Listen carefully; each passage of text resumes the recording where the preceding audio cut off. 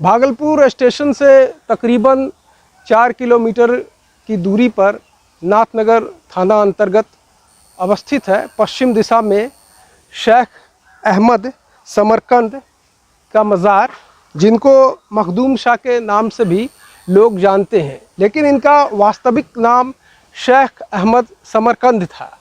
और ये तुर्क सत्ता की स्थापना के समय में जो सूफियों का भारत में आगमन हुआ, उसी वक्त शेख अहमद समरकंद, जो अभी तत्कालीन उज़्बेकिस्तान की राजधानी समरकंद है, समरकंद से ये चल करके मोहब्बत का पैगाम बांटने के लिए, मेल मिलत को बढ़ाने के लिए ये हिंदुस्तान के बिहार के भागलपुर शहर में ये इनका पदार्पण हुआ।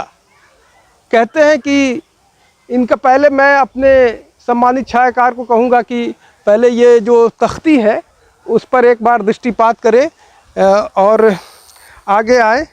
तो शेख अहमद समरकंद जो मखदूम शाह के नाम से भी जाने जाते हैं, और इनका ये मज़ार है, इनका मकबरा है। ये तकरीबन 12वीं शताब्दी में 1194-1193 के वक्त मोहम्मद गौरी के वक्त ये भारत आए थे और भागलपुर के ही ये होकर के रह गए। और इसके बाद इनका जो विशाल है, इनका देहांत जो है 1205 में, यही जो पीछे आप देख रहे हैं जमुनिया नदी, चंपा नदी जो गंगा की सहायक नदी है, यहीं पर इन्होंने विशाल फरमाया, यहीं पर इनका निधन हो गया और यहीं पर इनको सुपुर्द खाक कर दिया, यहीं इनकी कब्र थी। और सबसे दिलचस्प बात यह है कि ये सूफ़ी संत थे और ये उज़्बेकिस्तान के समरकंद के रहने वाले थे, लेकिन यहाँ पर ये मोहब्बत का पैगाम लेकर के आए थे। हिंदू मुस्लिम में एक मिल्लत की तरफ इनका रुझान था, लोगों में सद्विचार और गंगा जमनी तहजीब की बातों को ये आगे बढ़ाया करते थे। सभी कौमों में, धर्मों में इनका सम्मान था। जब इनका देहांत हो गया तो 400 साल बाद, और सबसे पहले मैं ये बताऊंगा कि ये जो इनका मज़ार है तकरीबन 30 फीट की ऊंचाई पर एक वर्गाकार चबूतरे पर अवस्थित है।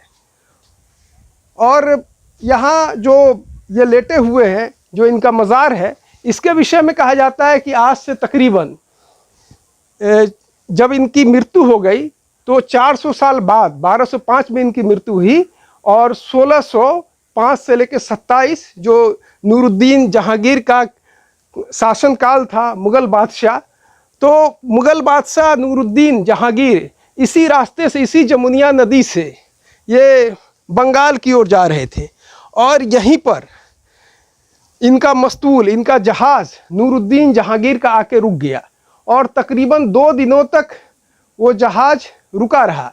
तीसरे दिन शेख अहमद समरकंद जो मखदूम शाह के नाम से जाने जाते हैं, उनके सपने में आए कि तुम मेरा जो है मकबरा यहाँ पर बनवा दो। इसके बाद वो जहाज़ स्वतः आगे बढ़ गई। 2 दिनों तक टस से मस जहाज़ नहीं हुआ, और फिर नूरुद्दीन जहांगीर ने अपने सुपुत्र शहजादा परवेज जो मुंगेर के प्रांतपति थे, बिहार के गवर्नर थे, उनको बनवाने के दिशा में आदेश दिया और वो बंगाल की ओर चले गए। जब नूरुद्दीन जहांगीर वापस में आए तो यहाँ पर इनके स्वागत सम्मान के लिए तुरही यहाँ के स्थानीय मुकामी लोग बजा रहे थे। तो नूरुद्दीन जहांगीर ने पूछा कि ये किस चीज़ की आवाज़ आ रही है। तो लोगों ने कहा, उनके सेनापतियों ने, उनके वज़ीर ने, कि आपके सम्मान में ये तुरही बजाया जा रहा है। और इसके बाद वो अपनी राजधानी दिल्ली चले गए नूरुद्दीन जहांगीर, और वह राजधानी पहुंच करके उन्होंने अपने ससुर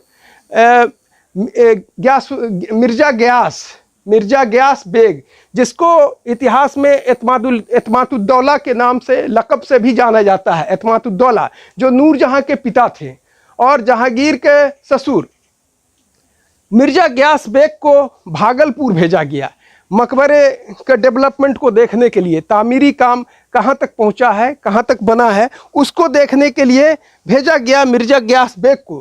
कहते हैं कि मिर्ज़ा गियास बेग के नाम पर ही इसका नाम मीर गियास चक पड़ा। हालांकि अपभ्रंशित रूप में इसे मुर्गिया चक कहते हैं, लेकिन ये मीर गियास चक है। इनका जो मज़ार है, मकबरा जो अवस्थित है, मीर गियास चक में ही है। इसके बाद ये कहा जाता है कि मीर गियास बेग मस्कंद बरारी में और मीर गियास चक में 2 दिनों तक, मस्कंद बरारी में 2 दिनों तक क़याम किया, यहाँ भागलपुर में रहे।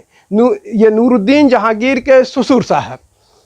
ये अभी जो दिख रहा है ये काफ़ी टूट फूट हो चुका है। कहते हैं कि 1934 में जो जलजला आया था, भूकंप आया था, तो इसका एक बहुत बड़ा हिस्सा ज़मींदोज हो गया, ध्वस्त हो गया। और एक बड़ा हिस्सा, चूँकि ये नदी के किनारे अवस्थित है, तो शनै शनै इसका कटाव हो रहा है और अधिकांश हिस्सा इसका वक्त के थपेरों और कटाव की वजह से बिल्कुल ज़मींदोज हो चुका है। ये जो मखदूम शाह जो हैं, ये शेख अहमद समरकंदी जो हैं, इनके विषय में कहा जाता है कि ये बहुत जलाली थे और इनके कब्र के ऊपर से, इनके मकबरा के ऊपर से अगर कोई परिंदा भी उड़ जाया करता था तो जल जाया करता था। हालांकि अभी इस तरह का कोई भी बात नहीं है, मेरा काम किसी अज्ञानता और किसी अंधविश्वास को फैलाना नहीं है, लेकिन कहते हैं कि इस तरह का होता था, लेकिन अब इस तरह का कुछ नहीं दिखता है। तो ये जो है भागलपुर का एक किसी शख्स ने एमिनेंट मुस्लिम्स ऑफ भागलपुर किताब लिखा है, उसमें ऐसा कहा जाता है कि भागलपुर के सबसे पुराने मकबरों में से अगर कोई है तो ये मखदूम शाह का है, शेख अहमद समरकंद का है।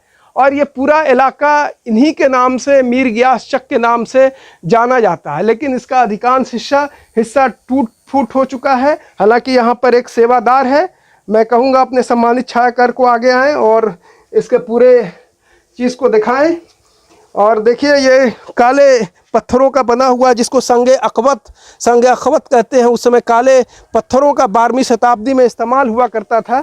और इस बार इस तरफ से दिखाइए, ये एक भागलपुर का ही नहीं पूरे बिहार का एक धरोहर है और इसकी सुंदरता पहले क्या रही होगी। और ये पूरा एक रमणीक स्थल पर है, एक चारों ओर से हरियाली और नदी के किनारे अवस्थित जमुनिया नदी, जिसको चंपा नदी भी कहते हैं, उसके किनारे अवस्थित है। इसकी रमणीयता और सुंदरता का सहज अंदाज़ा लगाया जा सकता है। बहुत ही अच्छा एक स्पॉट है लोगों को घूमने के लिए। और ये भागलपुर का ही एसेट नहीं है, पूरे बिहार का है। लेकिन अफसोसनाक बात यह है कि धरोहरों के संरक्षण के लिए, सुरक्षा के लिए नीतीश कुमार ने बहुत सारे वादे किए और बहुत सारों पर ये काम भी कर रहे हैं, लेकिन इसे अब तक अधूरा छोड़ दिया गया है। इसके तरफ किसी की भी ध्यान नहीं है। कहा जाता है कि इनकी प्रॉपर्टी, चूँकि